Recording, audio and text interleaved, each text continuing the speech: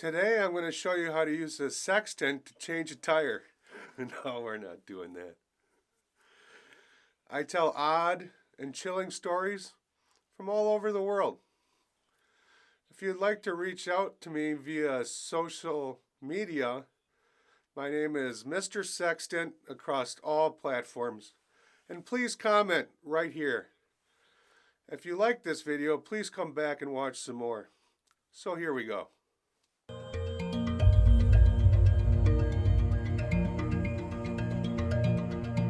When I think of an ATM machine, I picture somewhat secure steel box, 3 feet tall, 2 feet wide, most of which are full of the inner workings of an ATM, modem, screen, the mechanical portion to dispense the cash. The rest of it's probably just full of cash. If I pulled up to an ATM machine and I started to hear voices coming from inside an ATM machine, which no person on earth can possibly fit in, I'd probably immediately just speed away and start questioning my own sanity. Maybe my wife was right. I could use some professional therapy. Because apparently I'm hearing voices from ATM machines now. In 2017, in Corpus Christi, Texas, a person pulls up to an ATM machine and there's a man voice. Help me, I'm stuck in here. She completely ignores it and just drives off. A while later, another vehicle pulls up to the ATM and sounds like a frantic man's voice. Help me out, I'm stuck in here. And like any other normal person would do, she just speeds away and pretends like she didn't hear anything. So this goes on for approximately 3 hours. People are pulling up to the ATM to retrieve some cash and they hear a man's voice. Help me out of here, please. No one went out to investigate. They just took off.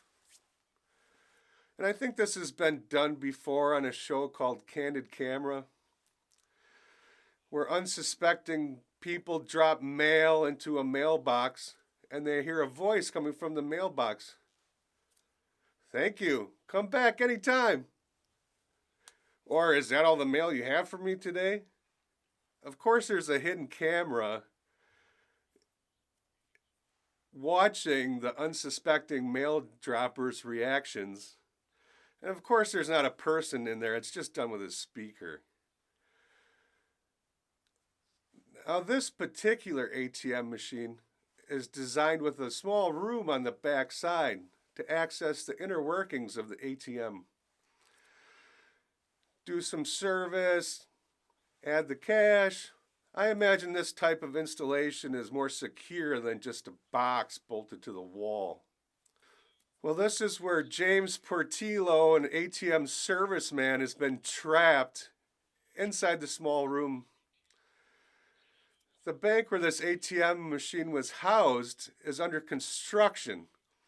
And when James shut the door, a piece of debris fell across between the door and the lip of the floor, trapping him in there. And this wouldn't have been a big deal, but there's nobody working nearby.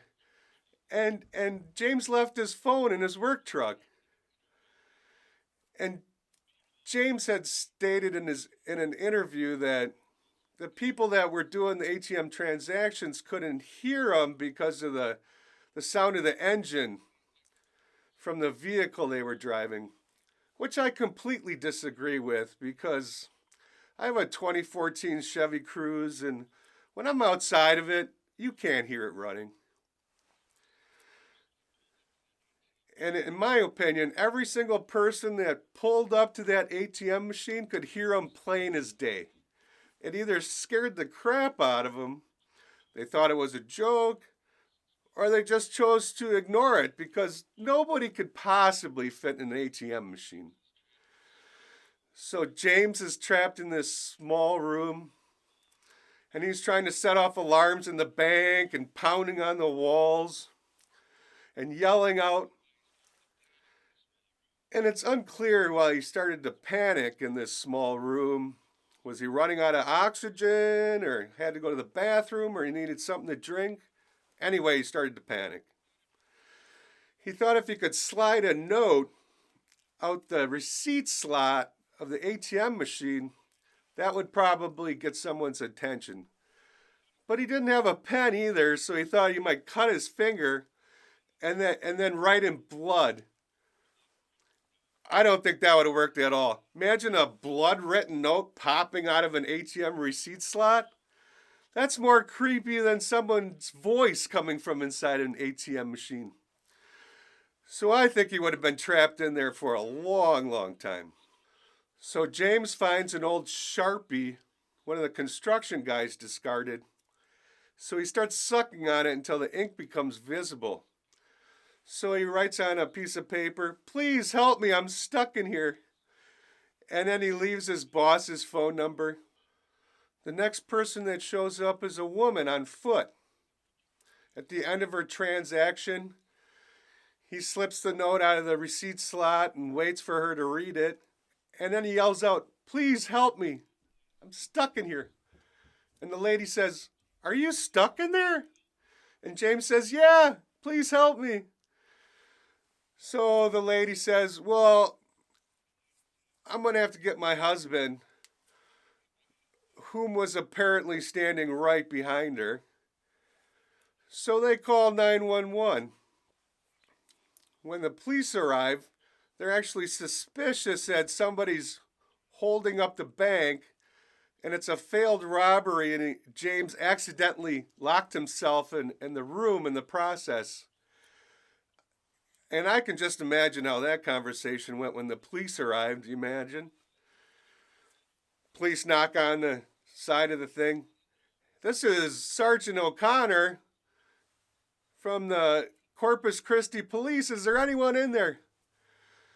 James says, "Yes." Sergeant O'Connor says, "What are you doing in there?" James says, "I'm just trying to complete some minor maintenance." Sergeant O'Connor says, "How did you manage to get in there?" James says, "There's a room on the back side of the ATM machine." Sergeant O'Connor says, "Please give me your full name, and do you have an ID on you?" And James says, "Yeah, but it won't fit out of the receipt slot." Well, police verified James' credentials, and then they eventually opened the door. So James is saved, and the mystery of the talking ATM is solved in the same day. If you enjoyed this story, please take the like button on an all-inclusive Cancun vacation. I'm going to upload as many videos as I possibly can each week. Don't forget to subscribe, turn on all notifications. I appreciate your support. Take care, guys.